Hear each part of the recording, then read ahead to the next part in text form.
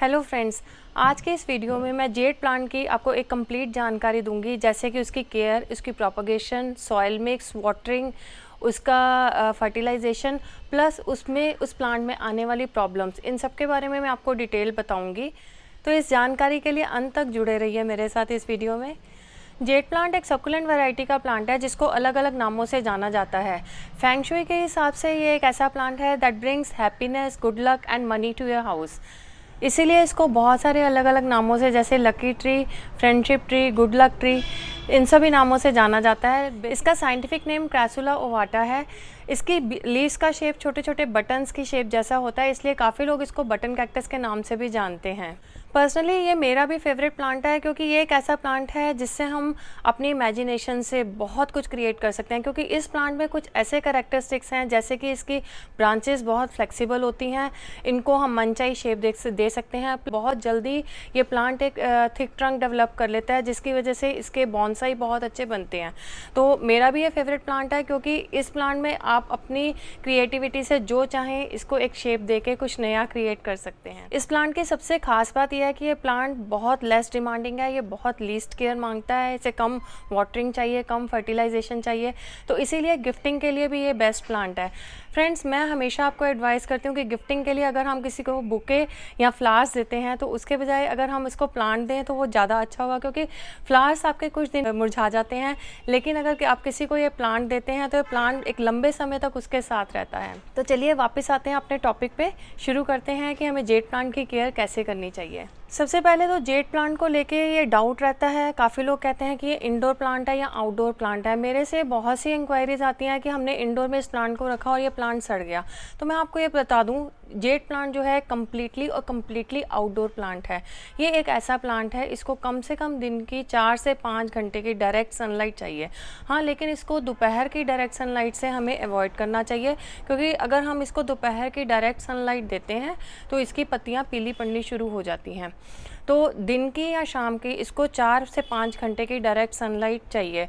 अगर आप चाहते हैं कि आपके प्लांट की लीव्स बहुत थिक और फ्लैशी हों, तो थिक और फ्लैशी लीव्स के लिए एक प्रॉपर सनलाइट इस प्लांट का मेन न्यूट्रिशन है। लेकिन इसका मतलब ये नहीं है कि आप इस प्लांट को इंडोर में नहीं रख सकते। आप इस प्लांट को अगर इंडोर में भी रखना चाहें, इंडोर में आप बिल्कुल रख सकते हैं, लेकिन 4 से 5 दिन इंडोर रखने के बाद आप इसको कम से कम 10 से 15 दिन तक धूप में रखें। मैं अक्सर ऐसा करती हूँ कि जब मेरे घर में कोई गेट टुगेदर होती है या कोई स्पेशल ओकेजन होता है, जब मेरा मन करता है तो कि घर को थोड़ा कुछ इंटीरियर में अच्छा देखने की, तो मैं प्लांट्स को कुछ समय के लिए अंदर ले आती हूँ और उसके बाद फिर मैं प्लांट्स को बाहर वापस आउटडोर में रख देती हूँ। क्योंकि कोई भी प्लांट इंडोर में सर्वाइव नहीं करता, और खासकर जेड प्लांट इंडोर में लंबे समय तक सर्वाइव नहीं कर सकता। क्योंकि अगर आप इस प्लांट को इंडोर में बहुत लंबे समय तक रखते हैं तो डेफिनेटली इसकी लीव्स थोड़े दिनों में शेड होनी शुरू हो जाएंगी और यह प्लांट मर जाएगा, ये बिल्कुल भी सर्वाइव नहीं करेगा। नेक्स्ट जो इम्पॉर्टेंट पार्ट जेड प्लांट की केयर के बारे में आता है वो है इसकी वाटरिंग केयर। इसकी जो लीव्स होती हैं वो बहुत थिक और फ्लैशी होती हैं, इवन इसकी ब्रांचेस में भी बहुत वो पानी होता है।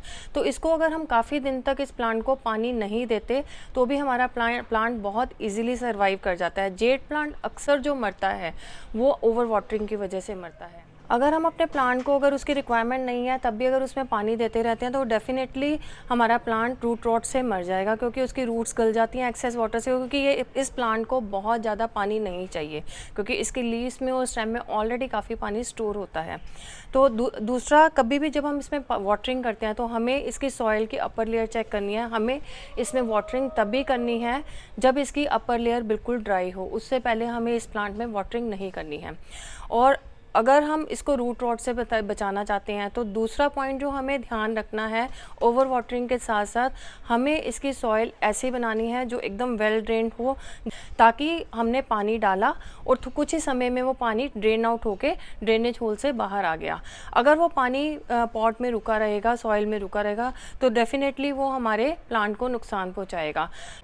हमें सॉइल को वेल ड्रेन बनाने के लिए इसका जो सॉइल मिक्स बनाना है उसमें हमें 1/3 गार्डन सॉइल लेनी है, 1/3 हमें रिवर सैंड या बजरी लेनी है और 1/3 हमें कंपोस्ट मिलानी है। दूसरा, ये प्लांट जो है सर्दियों में हमें इसमें फर्टिलाइजेशन बहुत ज़्यादा नहीं करना, क्योंकि सर्दियों में ये प्लांट डॉर्मेंसी में चला जाता है। स्प्रिंग और समर जो है इसका ग्रोइंग पीरियड होता है और सर्दियों में ये प्लांट थोड़ा डॉर्मेंसी में चला जाता है, इसमें ज़्यादा ग्रोथ नहीं होती।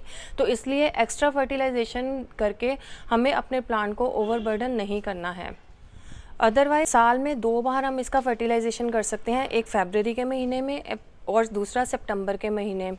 बीच में अगर आप चाहते भी हैं थोड़ा फर्टिलाइजेशन करना तो ज़्यादा से ज़्यादा नीम खली का आप एक लिक्विड घोल बना के वो थोड़ा थोड़ा अपने प्लांट्स में, जेड प्लांट्स में डाल सकते हैं।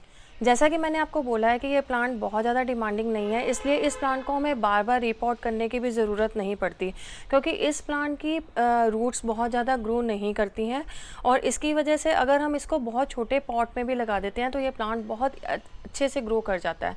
और हमें जब अननेसेसरी अगर प्लांट डिमांड नहीं कर रहा तो हमें उस प्लांट को बार बार रिपोर्ट करके हमें उस प्लांट को डिस्टर्ब नहीं करना चाहिए। और दूसरा, इस प्लांट से क्योंकि बॉन्साई बहुत अच्छे बनते हैं और अगर हम चाहते हैं कि हम अपने प्लांट में थिक ट्रंक डेवलप करें तो हमें इस प्लांट को थोड़े से बड़े पॉट में लगाना पड़ेगा। बड़े पॉट में लगा के हम इस प्लांट को वाइल्डली ग्रो करना पड़ेगा, क्योंकि अगर इस प्लांट से कुछ भी हम अगर नया क्रिएट करना चाहते हैं तो उसके लिए हमें एक मनचाही शेप देने के लिए प्लांट की फुल ग्रोथ चाहिए। तो ऐसा कुछ करने के लिए हमें उस प्लांट को बड़े पॉट में लगा के उसको फुल्ली ग्रो करना पड़ेगा। उसके बाद अगर हम चाहें तो उस प्लांट से बॉन्साई या फिर टोपियारिस बना सकते हैं, जो भी हम उस प्लांट से नया कुछ क्रिएट करना चाहें तो वो हम कर सकते हैं। अब नेक्स्ट जो लोग मुझसे पूछते हैं कि आपके प्लांट्स इतने थिक बुशी कैसे हैं, तो मैं आपको ये बता दूं, जेड प्लांट को थिक और बुशी बनाने के लिए इसकी रेगुलर प्रूनिंग बहुत ज़्यादा ज़रूरी है, क्योंकि जनरली जो जेड प्लांट ग्रो करता है वो लंबी लंबी ब्रांचेस में ग्रो करता है। अगर हम उन ब्रांचेस को वैसे ही लंबा ग्रो होने देंगे तो उसमें अक्सर क्या होता है कि कुछ टाइम बाद वो पत्तियां झड़ने के बाद वो लंबी लंबी ब्रांचेस बहुत गंदी लुक देती हैं और उसमें कभी भी एक थिक और बुशी लुक नहीं आ सकती।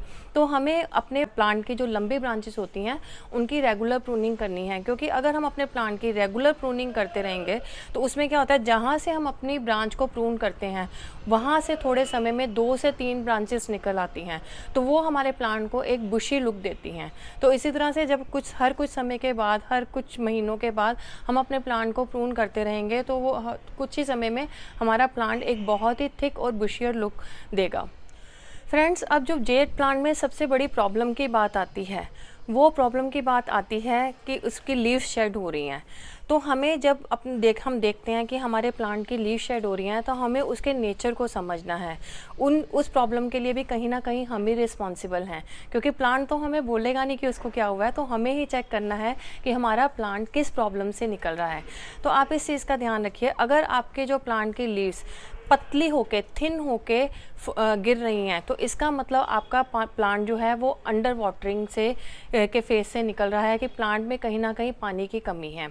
और दूसरा, अगर आपके प्लांट की लीव्स फ्लैशी हैं और फिर भी गिर रही हैं तो इसका मतलब आपके प्लांट में ओवर वाटरिंग हो रही है। और तीसरी जो प्रॉब्लम आती है, आपके प्लांट्स की लीव्स येलो होके गिर रही हैं तो इसका मतलब आप उसको एक्सेस सनलाइट दे रहे हैं। अगर हम जो दोपहर की तेज़ धूप देते हैं प्लांट को तो उसकी वजह से भी कई बार हमारी प्लांट की लीव्स येलो होके झड़ना शुरू हो जाती हैं। और एक जेड प्लांट में जनरली ये प्रॉब्लम आती है कि हमारी जेड प्लांट की लीव्स में कुछ ब्राउन स्पॉट्स पड़ने शुरू हो जाते हैं। तो ब्राउन स्पॉट्स का मतलब है कि हमारे प्लांट की रूट में कोई इन्फेक्शन है, कोई इंसेक्ट अटैक है। ऐसे समय में हमें अपने प्लांट को निकाल के उसको रिपोर्ट करने की ज़रूरत है, उसकी सॉइल चेंज करनी पड़ेगी, प्लस हमें सॉइल में कुछ इंसेक्टिसाइड डालना पड़ेगा ताकि जो हमारे प्लांट को जो इनसाइड ट्रीटमेंट मिले। ऐसा करने से मैं डेफिनेटली कह सकती हूँ कि अगर आपके प्लांट में जो लीफ शेड की प्रॉब्लम आ रही है तो वो आप सॉल्व कर लेंगे। तो फ्रेंड्स, अब जो सबसे लास्ट और सबसे इम्पॉर्टेंट पॉइंट आता है वो जेड प्लांट की प्रोपगेशन का आता है। फ्रेंड्स, एक बात मैं आपको बता दूं, अगर आपके घर में एक जेड प्लांट है तो आप डेफिनेटली उससे अनगिनत जेड प्लांट ग्रो कर सकते हैं। अब जेड प्लांट की एक छोटी से छोटी ब्रांच से एक नया प्लांट ग्रो कर सकते हैं। अब ये देखिए, मेरे जितने भी प्लांट हैं ये सब मेरे एक ही प्लांट से ग्रो किए हुए हैं। मेरे पास एक मदर प्लांट है, वो लगभग 20 से 22 साल पुराना है। ये देखिए लगभग मेरा 22 साल पुराना जेड प्लांट है। इसकी ब्रांचेस कितनी मोटी हैं और इसका ट्रंक भी कितना थिक है और इसमें कितनी बुशी ग्रोथ हुई हुई है। मेरे टेरेस के जितने भी जेड प्लांट हैं ये उन सबका मदर प्लांट है। इसी में से मैं कुछ ये ब्रांचेस कट कर लूँगी प्रोपगेशन के लिए।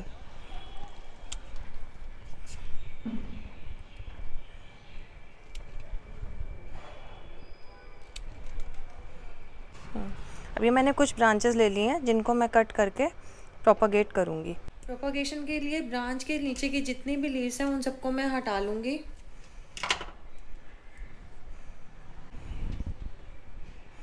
मैंने ये कोकोपीट लिया है, आप अगर चाहें तो इसमें रिवर सैंड या बजरी भी ले सकते हैं। ये लगभग 1-1.5 इंच तक हम ये लीव्स हटा लेते हैं और हम इस तरीके से ये ब्रांचेस, सारी ब्रांचेस को लगा देंगे। आप अगर चाहें तो इसमें रूट हार्मोन या हनी भी लगा सकते हैं, बट जेड प्लांट एक ऐसा प्लांट है इसमें कोई भी रूट हार्मोन लगाने की ज़रूरत नहीं पड़ती और यह बिना किसी रूट हार्मोन के भी बहुत इजीली ग्रो कर जाता है। अब ये एक एक करके मैंने सारे ब्रांचेस लगा लिए हैं, तो इनको मैं डायरेक्ट सनलाइट में भी रख दूँगी और थोड़े ही समय में इसमें रूट्स डेवलप हो जाएंगे। को वाटरिंग पहली बार तो मेरे को एक बार अच्छे से कर देनी है, उसके बाद मेरे को वाटरिंग तभी करनी है जब ये मेरी कोकोपीट की अपर लेयर सूख जाएगी, क्योंकि इस प्लांट के लीव्स में भी इतना मॉइस्चर है कि ये काफ़ी दिनों तक बिना पानी के सर्वाइव कर सकती हैं, लेकिन फिर भी जो एक रिक्वायर्ड मॉइस्चर वो हमें देना ही है। अब ये देखिए मेरा एक ये पॉट है, मैं जब भी जैसे कोई बॉन्साई बनाती हूँ उसकी ट्रिमिंग या प्रूनिंग या मैं अपने किसी प्लांट की, तो मैं कभी भी जेड प्लांट की कोई भी कटिंग वेस्ट नहीं करती। मेरा एक ये परमानेंट कंटेनर है जिसमें मैंने कोकोपीट रखी हुई है और मैं जो भी इसकी छोटी बड़ी जितनी भी ब्रांचेस होती हैं उन सबको मैं इसमें लगा देती हूँ और मेरे को एक नया प्लांट मिल जाता है। अब ये देखिए इसमें जैसे रूट्स डेवलप, ये सिर्फ 10 से 15 दिन में इसमें रूट डेवलपमेंट स्टार्ट हो गया है। ये देखिए ये सारी 10 से 15 दिन पहले मैंने लगाई थी और ये ब्रांचेस में बहुत अच्छे से रूट डेवलप हो गया है। तो इसी तरीके से आप अगर आपके पास एक जेड प्लांट है तो आप इसकी छोटी से छोटी कटिंग, ये देखिए कुछ कटिंग्स तो मेरी बहुत ही छोटी हैं, ये देखिए कितनी छोटी कटिंग से मैंने करा और इसमें कितना अच्छा रूट डेवलप हुआ है। ये इतनी, मैं जेड प्लांट की इतनी छोटी सी कटिंग भी वेस्ट नहीं करती। जो जेड प्लांट की कटिंग होती है उसको कभी भी डायरेक्ट सॉइल में ना लगाएं, पर कई बार होता है कि रिज़ल्ट हमारा नेगेटिव भी चला जाता है और अगर हम कोकोपीट या बजरी में या रिवर सैंड में लगाते हैं तो हमारा रिज़ल्ट उसमें 100% रहता है। फ्रेंड्स, आज के इस वीडियो में मैंने पूरी कोशिश करी है कि मैं आपको जेड प्लांट से रिलेटेड जो एक कंप्लीट जानकारी आपको दे सकूँ। फिर भी अगर मैंने कोई पॉइंट मिस किया हो या कुछ ऐसी जानकारी है जो आप जानना चाहते हैं तो आप डायरेक्टली मेरे को मैसेज कर सकते हैं। और जाते जाते आप मेरी वीडियो को शेयर और लाइक करना ना भूलें, ताकि आने वाले समय में मैं इस तरीके से और प्लांट्स की भी आपको अच्छी अच्छी जानकारी दे सकूं। तो इसीलिए जुड़े रहिए मेरे साथ, स्टे ट्यून्ड।